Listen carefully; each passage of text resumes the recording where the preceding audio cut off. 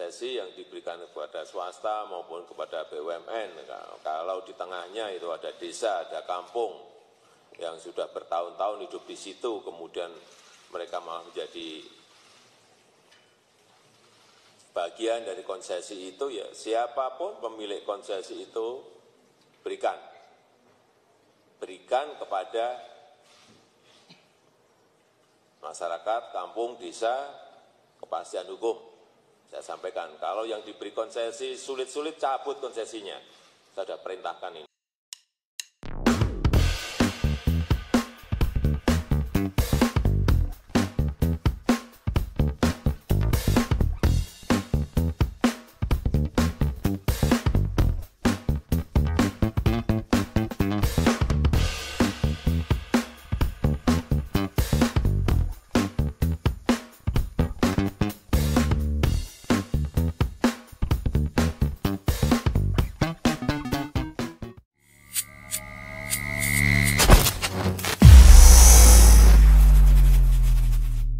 Bismillahirrahmanirrahim. Assalamualaikum warahmatullahi wabarakatuh. Salam kedaulatan rakyat. Sahabat semua, Wadas itu ada di Kecamatan Bener, masih termasuk wilayah Jawa Tengah. Dan di sanalah pemilih mayoritas Ganjar Pranowo, pemilih mayoritas Joko Widodo. Dan mereka saat ini sedang terintimidasi. Ya, kemarin Pak Ganjar memang sudah meminta maaf. Kurang lebih kalimatnya, saya minta maaf kalau kondisi ini membuat tidak nyaman dengan kedatangan aparat keamanan itu. Wow, Pak, di situ terlihat sekali ada fakta orang yang kena bogem mentah, ada yang diseret-seret. Itu namanya bukan tidak nyaman, Pak. Disiksa. Orang normal melihat orang lain disiksa, apa kondisi psikologisnya?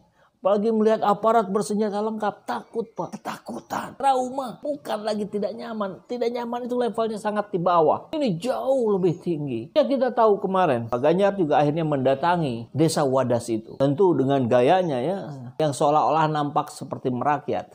Mendatangi ibu-ibu, bapak-bapak di situ, dikawal aparat keamanan yang lengkap. Dan semuanya seolah baik-baik saja. Seolah semuanya fun-fun aja. Bahkan ketawa-ketawa. Ya iyalah, Pak. Yang Bapak datangi itu adalah orang-orang yang setuju tanahnya dijual. Nah, sedangkan di sana ada yang tanahnya mau dijual, ada yang nggak mau. Yang nggak mau ini nggak Bapak datangi. Gimana ini? Bapak kan kalau di medsos banyak gaya ya. Tapi kok ketika menghadapi rakyat seperti yang mati gaya. Jadi permohonan maaf Pak Ganjar itu tentu secara psikologis tidak mudah diterima oleh orang-orang yang telah terintimidasi. Orang-orang yang telah trauma dengan kondisi itu. Barangkali itu sekali seumur hidupnya pertama kali mereka didatangi oleh aparat keamanan yang begitu mengerikan. Dan sampai ada pertanyaan begini, Pak, Wadas itu ada di mana ya? Di Papua kah? Kok sebegitu beringasnya gitu? Kami rakyat, Pak, takut melihat yang begitu-begitu, Pak. Tolonglah, Pak Ganjar juga orang sipil, tentu mestinya tahu, paham bagaimana kondisi psikologis rakyat kita. Berat ini, Pak. Pak Ganjar kalau memang mau terus nyapres, ini ujian pertama untuk diselesaikan oleh Bapak. Mencari jalan keluar yang win-win situation. Tahan dulu, jangan dulu dilanjut proses itu. Sebelum ini selesai. Proyek bendungan, tambang andesit, stop dulu, Pak. Ini rakyat jauh lebih penting. Buat rakyat nyaman, apalagi mereka pemilih Bapak. Kita melihat kesedihan yang luar biasa di Rempang, Batam, ya, Kepulauan Riau. Bagaimana rakyat jelata betul-betul tidak bisa melakukan apa-apa. Rakyat jelata tidak punya apa-apa, tidak punya kekuasaan, tidak punya modal. Jadi ketika didesak, diperlakukan dengan semena-mena oleh rezim kita hari ini, ya nggak ada bisa yang bisa dilakukan kecuali lari menghindari gas air mata. Anak SD, anak sekolah. Subhanallah. Ini persoalan proyek yang konon katanya, yang investasi proyek itu lagi-lagi dari Cina. Iya, katanya akan bisa menghadirkan berapa? 35.000 tenaga kerja. Apakah dengan dalil itu kemudian boleh menjadi sewena-wena, menjadi semenang-menang terhadap rakyat jelata? Ya tentu tidak. Berapa harga sebuah nyawa? Tidak ada. Jangan main-main dengan nyawa manusia. Dan yang membuat miris, saya kira di saat yang sama atau kurang lebih bersamaan, kita melihat ada Erick Thohir CS sedang berjoget-joget. Ya nampaknya itu di acara KTT ASEAN ya. Apakah di forum besar itu, forum internasional itu ada permintaan maaf terhadap rakyat di Rempang? Saya sih tidak mendengar ya. Atau mereka malah merasa tidak punya salah. Ini brutal sekali ini. Di mana nurani rezim? Di saat yang kurang lebih bersamaan, ada anak-anak sekolah yang terkena gas air mata. Dan itu didalilkan tidak ada kesalahan. Itu hanya tertiup angin saja. Astagfirullahaladzim. Anda sedang tertawa di atas penderitaan rakyat jelata kalau begini ceritanya. Pak Jokowi, Anda tanggung jawab. Jangan YNTKS. Ya Anda tahu, kau tanya saya. Penanggung jawab tertinggi di negeri ini ya Anda. Kami tak minta Anda langsung datang ke Rempang kemudian Anda menyelesaikan di sana. Anda bukan orang lapangan, tidak perlu. Tapi ada statement, ada ucapan, ada omongan, permintaan maaf. Anda sedang bermewah-mewah di KTT ASEAN. Sampai anak buah Anda joget-joget kayak begitu si Erick Thohir dan kawan-kawan. Tapi nggak ada pernyataan tentang rasa duka cita. Nggak ada. Jahat bukan?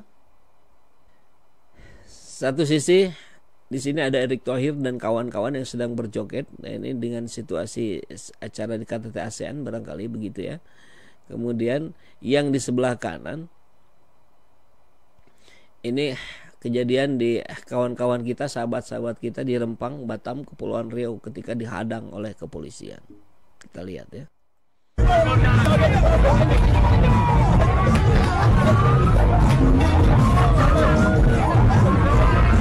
Lihat ini ya, jelas nih wajahnya Retno, yang di tengah Erick Thohir, yang di sebelah kiri Pak Basuki.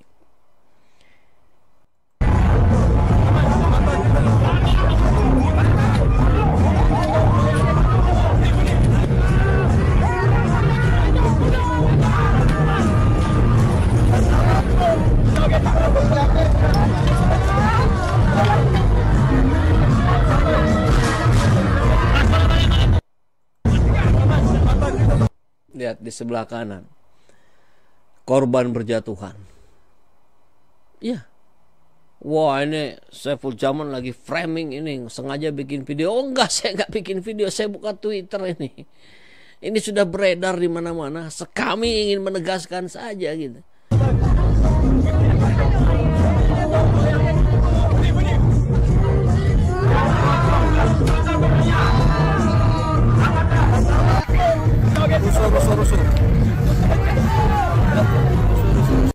Lihat, dikejar terus.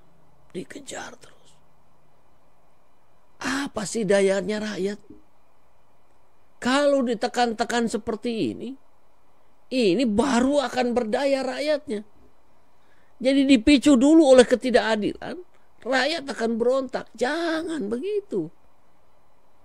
Anda ada itu, para pemimpin, karena ada kami, ada rakyat. Nggak akan ada Anda kalau rakyatnya nggak ada. Nggak akan Anda jadi di sana kalau nggak dipilih oleh rakyat. Tragis sekali ya kehidupan di negeri Indonesia hari ini. Sejumlah siswa dilaporkan dilarikan ke rumah sakit setelah bentrok aparat dengan warga di Pulau Rempang. Bentrokan terjadi setelah aparat memaksa masuk ke kampung adat untuk melakukan pengukuran lahan demi kepentingan proyek. Pulau Rempang mencekam, gas air mata ditembakkan ke sekolah, murid lari ketakutan. Jadi seperti yang di awal video saya tadi bilang, yuk mari hari Jumat ini kita berdoa ya.